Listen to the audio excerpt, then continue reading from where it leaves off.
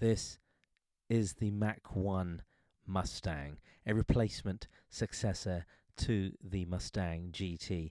And look at it, it just looks like a Mustang on steroids.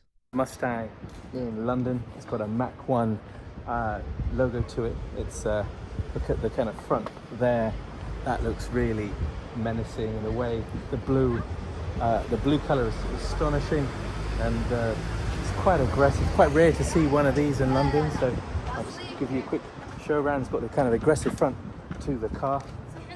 Mustang logo sits there, Recaro seats. You've got the kind of front logo there, and then if we just kind of come around, look at the calipers there, and then the engine will be in the front, and the kind of way this kind of clips around. Classic Mustang lights, which are there. It's brilliant. It's not the replacement for the previous Shelby GT350 in the US. No, this is its own kind of independent car. This Mach 1 was really designed to fill in the gaps between the Mustang GT and the Shelby GT350. Now, how would you tell the difference?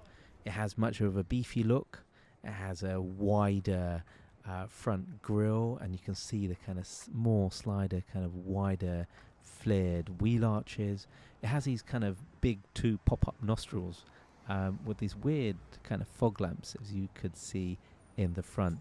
Now, it is meant to be, it's much faster, and it's meant to be better handling and more refined than that GT. However, not meant to be as exotic, but it's up to you how you see that. I kind of see this particularly as quite a refined model. I am quite biased. I am a big fan of American muscle cars and their kind of retrospective designs as well. This Mach 1 has wider wheels. The tyres in the front are also much more wider, and there is a new suspension to this. Now, there's a new subframe with stiffer bushes for those that are technically into these things. The engine has a Mach 1 Coyote V8, and it continues that to borrow that from the kind of best par set by the rest of the car.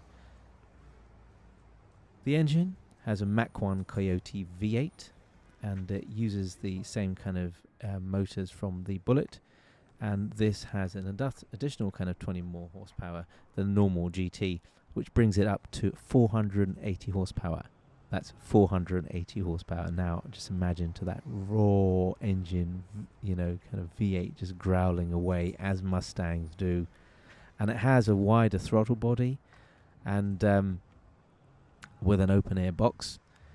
Now, the thing is that if you just look at the design, many have debated that this is, you know, perhaps not as good as previous Mustangs.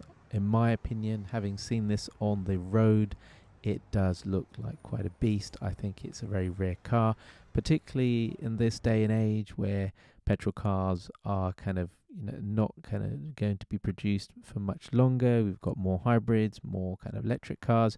So cars like this are on one side a dying breed, but also I think this will become a classic, and you know, just to hear that petrol engine is something else, and it has all the looks of the classic earlier Mustangs, and it has all the side grills. So overall, a stunning car, quite sophisticated, and one of the best things from the motoring world in America. I think one of the best things that have recently come out from Ford, other than the Ford GT, which hopefully I'll also be sharing with you.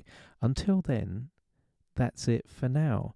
I hope that you've liked this episode. If you do, please do subscribe, hit the notifications button if you want to see more things like this. Until then, and until next time, take care, goodbye, enjoy.